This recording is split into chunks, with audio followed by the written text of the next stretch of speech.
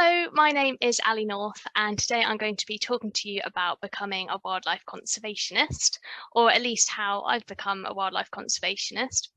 It's an incredibly diverse field, and very much not a linear career path. So everyone's experiences are quite different, but I hope this is at least a little bit useful for anyone interested in learning a bit more about some aspects of working within this sector.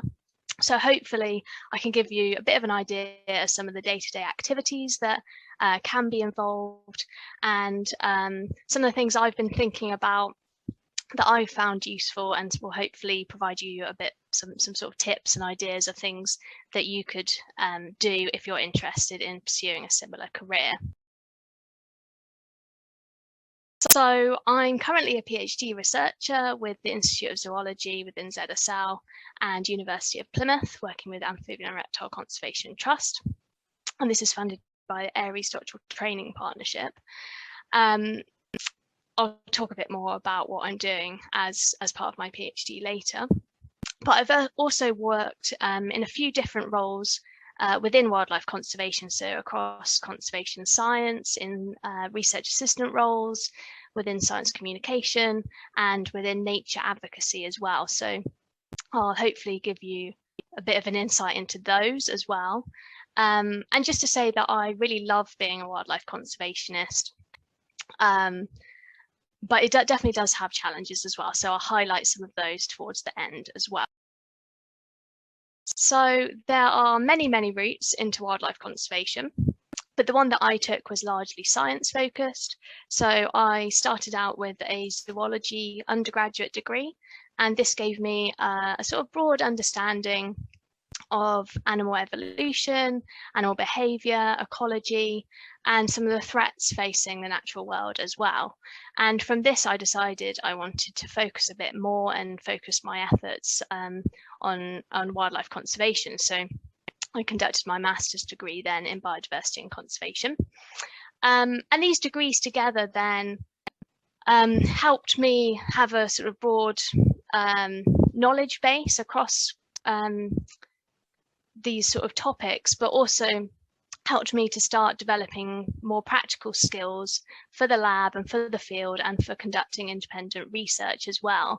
So just a few examples then. So I was lucky enough to go on some really amazing field trips and see some places of the world and ecosystems that I hadn't been exposed to before, and meet some amazing people and communities as well. So this is from South Africa here, with the amazing sight of a lion eating with all sorts of vultures as well.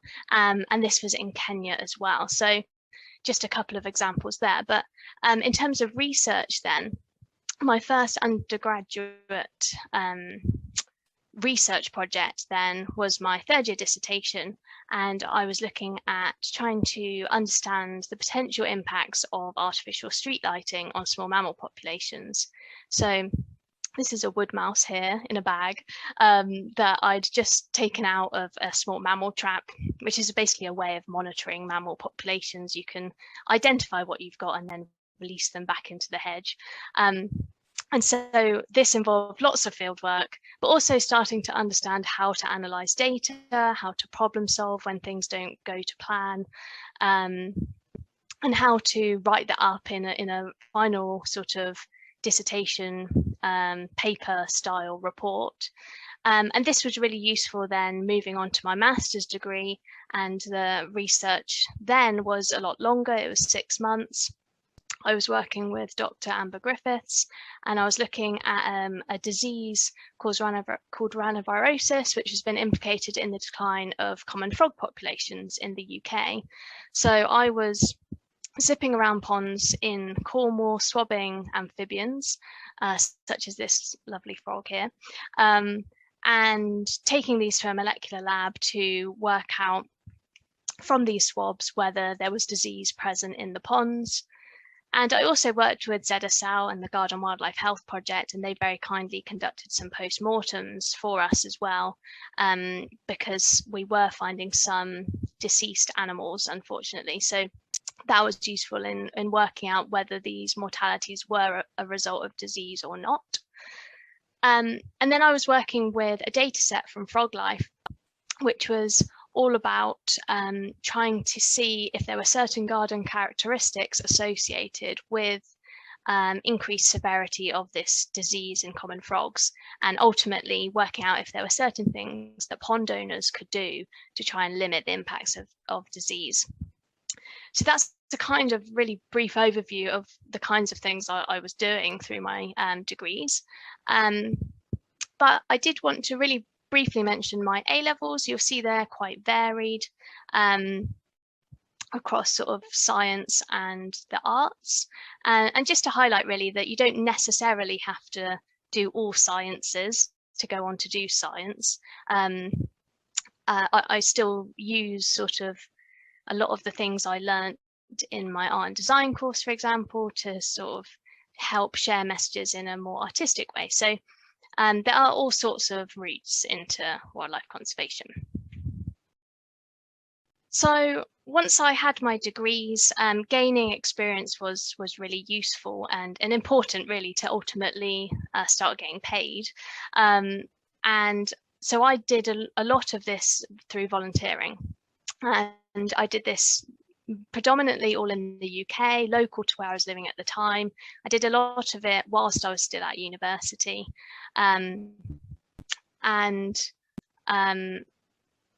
But there was still a sort of the problem of trying to trade off gaining this experience, which is unpaid, versus earning money to live as well. So there is always that issue, but I would definitely recommend looking out for paid opportunities as well. There's funded traineeships and internships are possible too, and I'll mention one specific one that I've definitely benefited from later as well.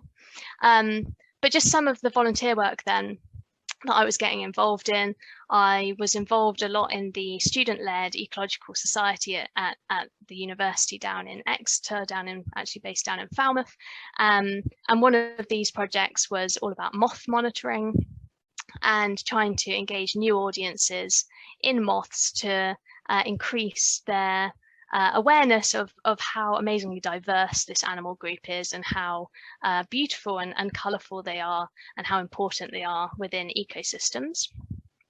I got involved with research projects being conducted by academics and PhD students whilst I was doing my undergraduate degree as well when I could. So I did a lot of bird box monitoring and bird ringing, which was a lot of fun. And getting involved in local conservation projects, local specialist groups as well, like amphibian groups or local mammal groups. This picture here is measuring a common toad. So this was from a toad patrol local to where I was living at the time. And I applied for projects and things to do in the summers between my studying as well, and I was lucky enough to join this particular project, which is run by the University of Exeter, all about marine turtles. And this was basically involved lots of patrolling beaches at night time to monitor nesting behavior and hatching success of green and loggerhead turtles. That was a really awesome experience.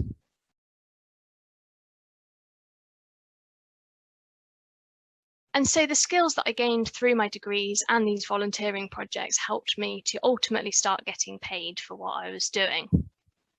And the projects that I've been involved in so far have been really quite varied. So I thought I'd just pick 3 different ones that are quite different in terms of what I was doing to hopefully highlight how varied that it can be. So this one on the left then is a beautiful harvest mouse. And this was the first time that I was getting funded to do science. So this was as part of an internship for the People's Trust for Endangered Species. And I was studying the potential impacts of farmland management on harvest mouse nesting. So as beautiful as this mouse was, I didn't actually see the mice. I was focused on the nests. So this is a breeding nest. They're sort of tennis ball shaped woven structures hidden within dense grass and hedgerows. And but this was a really good insight into and more experience for conducting research in terms of developing methods, problem solving, working with landowners, and again analysing all that data and working out if there were certain things that landowners could do to help harvest mice. So then another example of quite a different job, again, was with Birdlife International. So I joined their science team and worked on helping produce this report, the Messengers report, which was aimed at policymakers going to COP21, the climate change conference that was held in Paris in 2015. And this was all about, or at least my role was gathering data and reviewing the literature about the documented and projected impacts of climate change on birds, and then working very collaboratively within the science team, but also with the policy team and with the comms team and designers to make sure that the report was accessible to a wide audience and sort of attractive and easy to read, yeah, basically accessible to lots of different people that would read it, and getting the message across as clearly as we could. And then I moved on to, again, quite a different role, this time with Suffolk Wildlife Trust as a hedgehog officer. And this was a community-based role, so working with all sorts of different people, different audiences. And it was really the sort of biggest project that I'd managed to date, because it involved developing sort of all the activities to work towards certain aims. It involved managing budgets, recruiting and managing volunteers, and working out how to evaluate the conservation impact of the project as well. So it was very people focused, but it did also involve seeing quite a lot of hedgehogs as well. So we also worked with Nottingham-Trent University, helping establish a new field site as part of their research, which involved lots of walking streets at night time, tracking hedgehogs, and recruiting garden owners to install wildlife cameras into their gardens as well. So really quite a broad role that one was, but I hope this demonstrates how non-linear a pathway can be within wildlife conservation. So you can see I've worked on quite different species, different conservation threats through these different roles, but each has provided experience and skills that's been really useful for the next project that I've been working on. And so the skills that I gained through, and along a similar vein, then the kinds of skills and the kinds of day-to-day activities is incredibly broad. So these are just some examples here, and I would just say there really is something for everyone. And these are just some of the skills that I've had a go at developing, continue to develop. Some that I definitely enjoy more than others, some that I definitely need to work on a lot more. But I hope this, demonstrates that you can really gain skills and apply them to all sorts of different situations and species and conservation issues. So just as a couple of examples then, so as a PhD student, I'm very much down in this bottom right-hand corner in terms of I'm spending a lot of my time doing data handling and statistics, survey design and data collection. But in quite broad contrast, in the past, I have helped organise large community events, which has been all about, well, this specific example is a hedgehog lantern parade, which was all about raising awareness about hedgehogs, celebrating hedgehogs as they're a declining species in the UK. So really, really quite different activities. And again, so as a PhD student, I'm writing literature reviews and writing up my results and findings to share within a scientific community. But also, in contrast, in the past, I've helped write handbooks for land managers, or even family activity booklets for young people to encourage them to think about wildlife in their garden. So really quite different activities, different audiences, but all within wildlife conservation. So just a couple more examples in terms of things that you could end up doing: running courses and workshops, again, to promote conservation messages or wildlife or conservation activities to different audiences, public speaking at conferences or community events, media interviews, so you could be sharing your research findings with the media or talking about conservation issues or problems as well. So my current role then is as a PhD student, and I'm studying, or at least trying to understand, the drivers and the ecological impacts of a non-native newt species here in the UK, the alpine newt. So this guy here is a male alpine newt. Then we've got these female alpine newts, and I'm looking at whether, or at least part of what I'm looking at, is whether there are any ecological impacts of these guys on our native newts, such as the tiny little palmate newts. My current role as a PhD student is quite varied still as well, and definitely all of my previous roles have helped me to sort of get to where I am now and doing what I'm doing,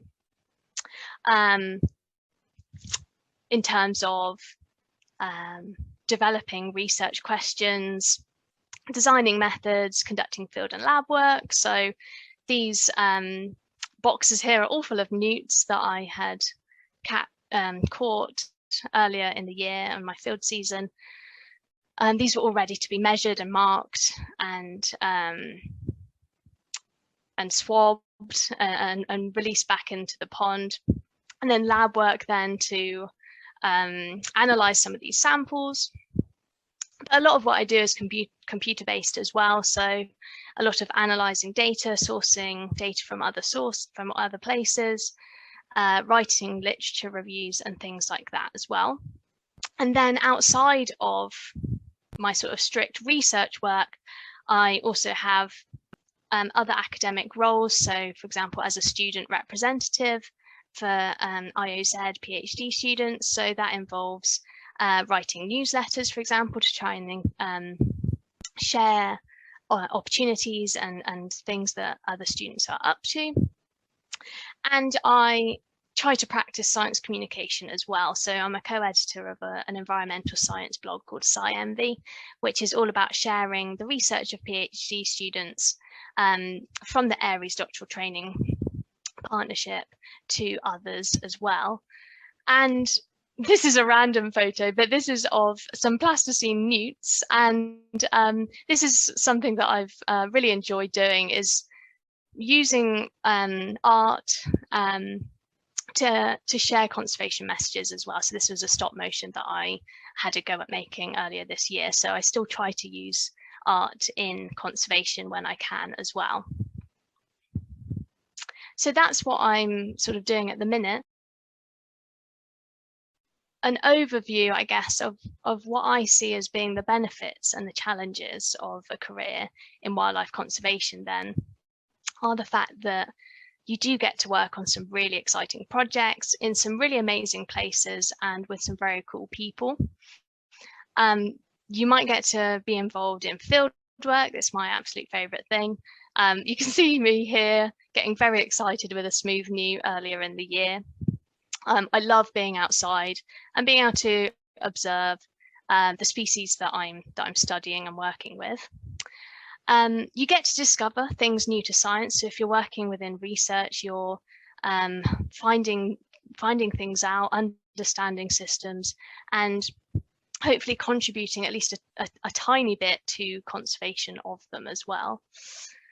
But then just a few challenges to highlight also. At least I found that I have moved around quite a lot for funded positions. So, and there are challenges associated with that in terms of sort of rebuilding up your networks.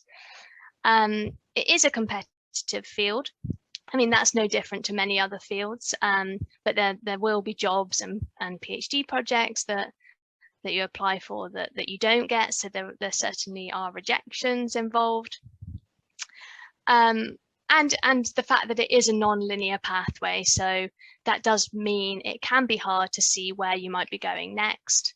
And it is often associated with short-term contracts as well, so funding for specific projects, and that funding ends, so you look for another one. So there are certainly challenges associated with that. But having said that, it is an amazing career path, and one that I can't imagine doing anything else.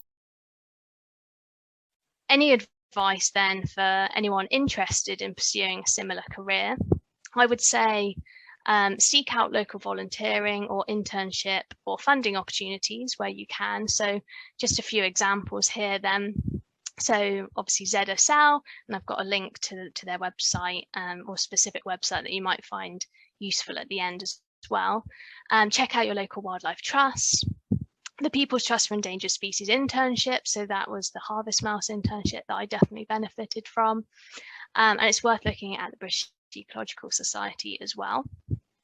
But you can always create your own opportunities as well. So whether that's writing a blog or using social media to practice your science communication, use your voice and talk about the issues that matter to you, contact your MPs about environmental issues, write petitions, and join university societies and campaigns as well. So I definitely gained a lot of confidence and experience through working with the student-led Ecological Society whilst I was at university. And there's all sorts of campaigns that you can get involved in as well. So there's one at the minute called the Hedgehog Friendly Campus campaign. So it's definitely worth checking out what is around that you can get involved in. So thank you so much for listening if you've got this far. I hope I've demonstrated that the field of wildlife conservation is broad and it is varied, and I hope I've given you a sort of a bit of an idea of the kinds of activities that you could be involved in if you were to pursue this area of work. There really is something for everyone, and we really do need people from all backgrounds with all manner of expertise to really help address the issues facing wildlife today. So get involved in projects local to you and check out the ZSL website for more tips and information as well. So yeah, thank you very much for listening, and that's it from me. Bye-bye.